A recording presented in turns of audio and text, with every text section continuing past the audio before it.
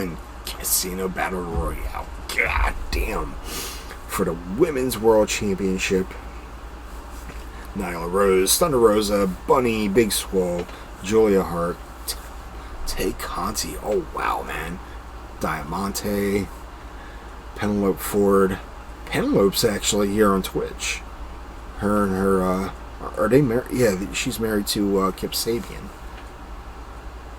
And let's see, Red Velvet, Sheeta, Sakura, Jade, Kiera Hogan versus 8 women to be determined. So you're going to have 8 surprise entrants, which means one of those 8 could possibly be the next champion.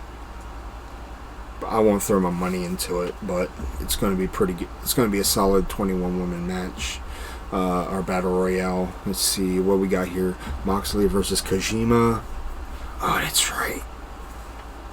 Wait.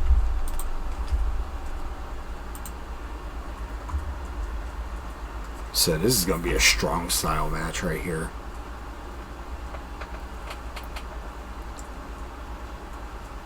This is going to be strong style between Moxley and Kojima. If anything, I'm pretty sure Moxley's going to walk out with a victory, but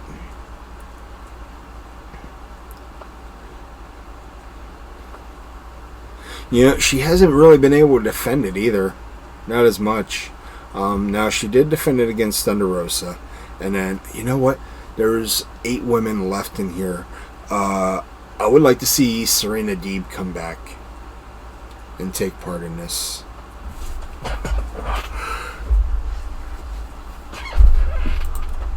Serena Deeb has made a huge improvement in her career since her WWE arrival, when they put her in the Straight Edge Society. When they put her in Punk's faction, of course, during that time, she had an alcoholic problem. And she was released for what they were doing gimmick-wise. And that was a damn shame. But she has changed her lifestyle around. She is so awesome.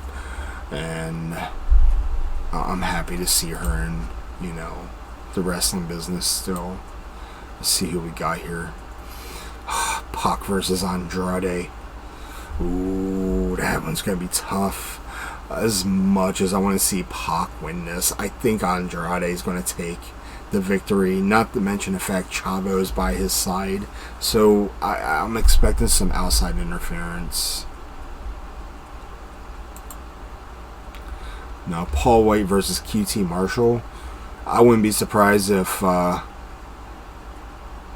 that the Nightmare Club, as they call it, or the Nightmare Factory. That's what it is. The Nightmare Factory ends up interfering in this completely and causing Paul Wight his first loss in AEW. Chris Jericho versus MJF. MJF is going to get his ass beat. But at the same time, if Jericho loses, he has to retire from in-ring competition from in AEW. So Jericho better win. But I wouldn't be surprised if they do a send-off for Jericho as well.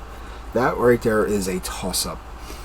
Miro versus Eddie Kingston for the TNT Championship. Oh, shit. Man, look at this. We're doing predictions right now. This is off to a great start for me. So, yeah, I'm a huge fan of Miro. Yeah, everyone remembers him as Rusev in the WWE, but Miro in AEW is a whole lot more powerful, a whole lot more aggressive, and as he likes to say, he is a whole lot more handsome.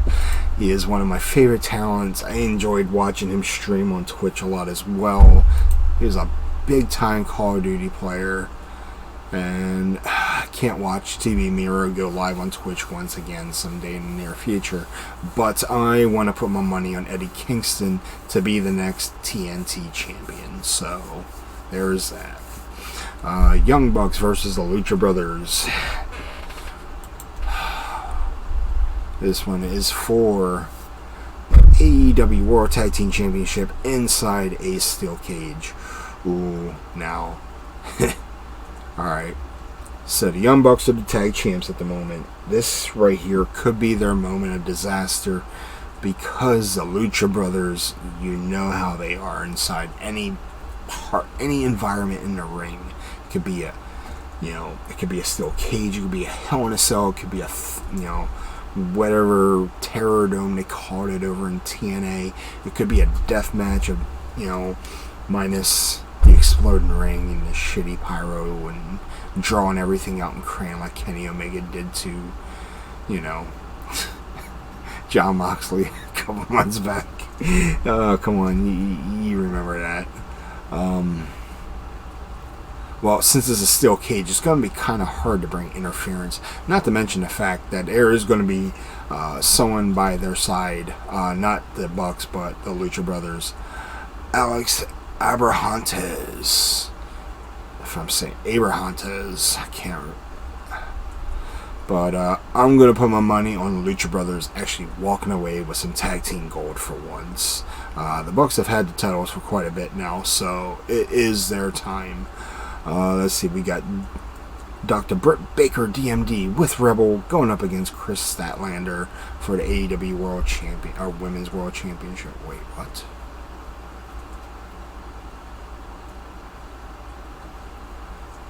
Oh. Here we go. Yeah. The other one was for a title shot. That's right. So, we're going to have Statlander versus Baker, and Statlander is coming back from an injury, which is great for her. I mean, she's been back for a little bit now, but she's still in the recovering end. Dr. Britt Baker, she's a great heel. There's no denying it. Can I highlight this and put this as a YouTube, as a prediction? Oh, you most absolutely can. So, I'm putting my money on Kris Statlander to walk out as the AEW Women's World Champion. Britt Baker, I have a feeling Rebel is going to cost her the match by accident, and she's going to end up turning on Rebel. Because we all know how Britt Baker is as a heel. So, hopefully my prediction is right. And let's see, we got Kenny Omega with Don Callis versus Christian Cage for the AEW World Championship.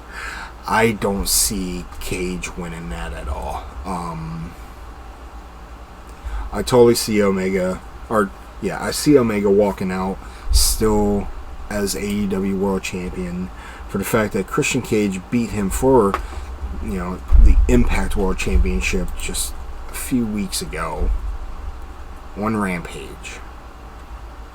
That was one hell of a way to end that show by giving Christian Cage a complete victory thanks to outside interference by Don Callis himself.